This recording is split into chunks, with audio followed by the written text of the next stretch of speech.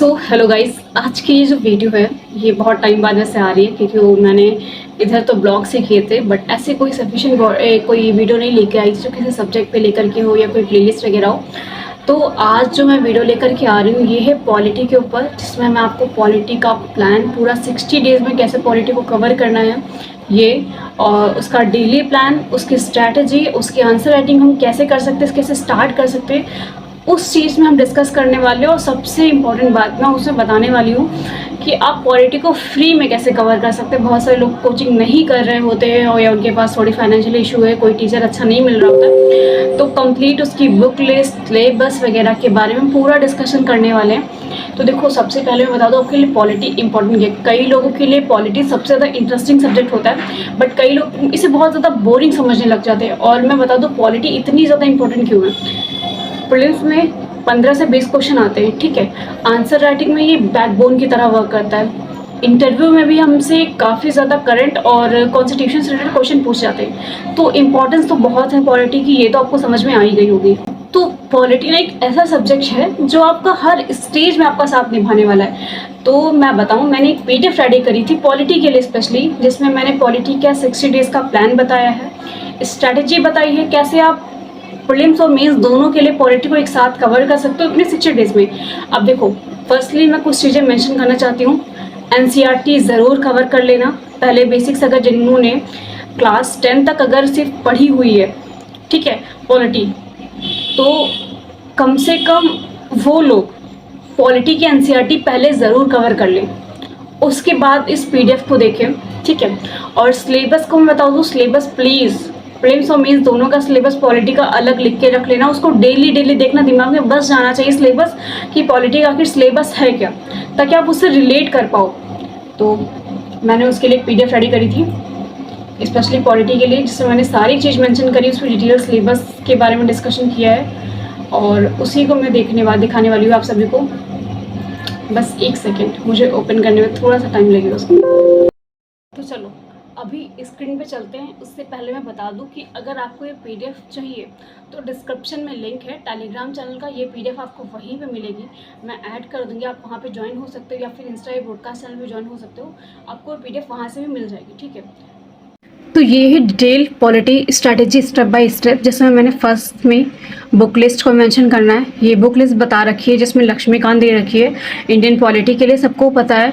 फिर NCERT, ठीक है, अगर बेसिक नहीं पढ़ा है तो उसको ज़रूर पढ़ लेना। सिलेबस की बात मैंने पहले कर रखी, सिलेबस डेली रीड करना, सिलेबस को देख के सारी चीज़ें कवर करना है। मंथली के लिए आप the Hindu, the Indian express या फिर मंथली कोई मैगजीन ले सकते हो किसी भी कोचिंग की जो आपको समझ में आए, ठीक है। उसके बाद कुछ वेबसाइट वगैरह भी दे रखी हैं। फिर ये पूरा का पूरा जो प्लान मैं आपको बताने वाली हूँ 60 डेज़ का प्लान होने वाला है, ठीक है।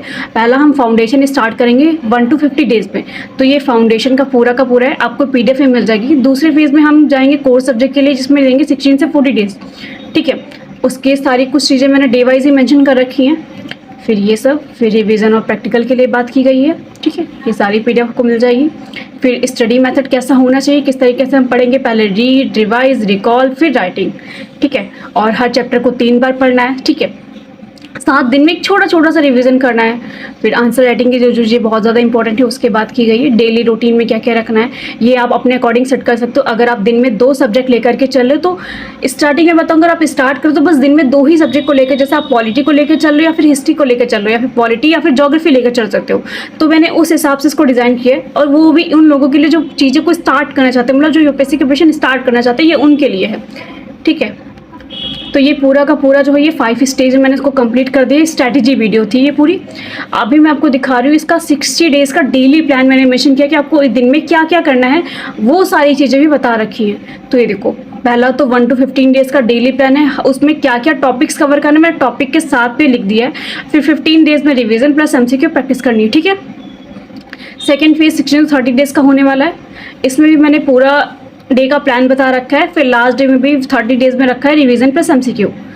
ये थर्ड फेज़ में है, जिसमें मैंने 31 से लेके 40 डेज़ का प्लान दे रखा है, ठीक है।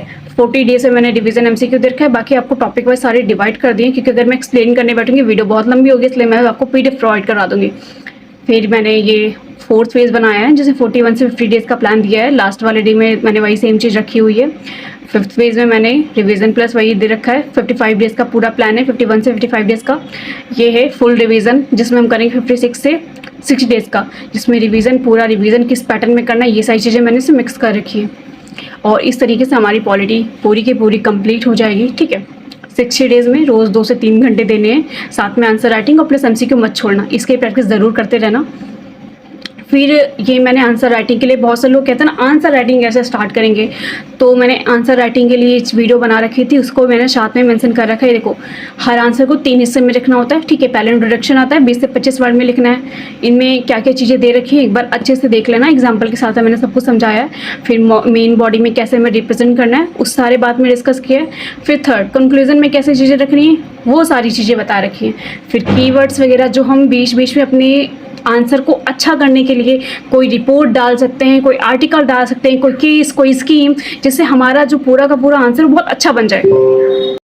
वीडियो सिर्फ मैंने यही ख़त्म नहीं कर रही, आपको सारी चीज़ें मैंने बता दी वीडियो में, पीडीएफ फॉर्म में मैंने सब कुछ रेडी कर दिया है। अब करेंगे, अब पॉलिटी को हम फ्री में कैसे कवर करें। तो देखो, प्रीलिम्स, ठीक है, मैं अलग अलग तो नहीं, कुछ लोग ऐसे हैं जो सिर्फ एनसीईआरटी को कवर कर रहे हैं पॉलिटी, वो एनसीईआरटी की वीडियो मैंने अलग ही बना रखी है। वहाँ पे आपको पॉलिटी के एनसीईआरटी के प्लेलिस्ट है, आपको वहाँ से अपनी एनसीईआरटी कंप्लीट कर लेनी है।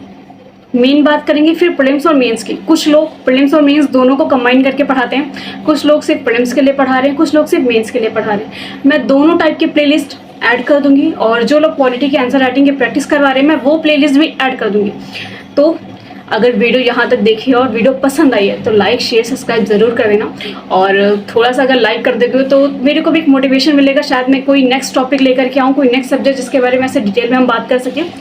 तो और सारी की सारी लिंक आपको नीचे प्ले डिस्क्रिप्शन में मिल जाएंगी, वहाँ पर आपको सारी सब्जेक्ट वाइज प्लेलिस्ट मैसेज रहती हैं, जो भी टॉपिक की, जिस टॉपिक पे कुछ, जैसे कि मुझे प्लेलिस्ट मिली जो सब्जेक्ट वाइज रहती हैं। पॉलिटी में कुछ लोग टॉपिक वाइज कवर करा रहे हैं, जिनका कोई एक टॉपिक को लेकर वो बात करे, बहुत डिटेल में बात की है, ठीक है, जो थोड़ा सा टफ है, लोगों को समझने में प्रॉब्लम हो रही है, तो मैं शायद हो सकता है टॉपिक वाइज मेंशन कर दूँ, या फिर जो एक चैप्टर वाइज वगैरह जो भी जिस तरीके से वो कराएंगे मैं सारी की सारी प्लेलिस्ट मेंशन कर दूँगी। आप वहाँ नीचे डिस्क्रिप्शन में सारी प्लेलिस्ट मिल जाएंगी, आप वहाँ से चेक कर सकते हो। या फिर आपको अगर एक डिस्क्रिप्शन की एक लिमिट होती है, अगर हिंदी मीडियम की प्लेलिस्ट में ना ऐड कर सकूं तो प्लीज़ परेशान मत होना, मैं ब्रॉडकास्ट चैनल पे सारी की सारी प्लेलिस्ट वहाँ पर भी डाल देती हूँ।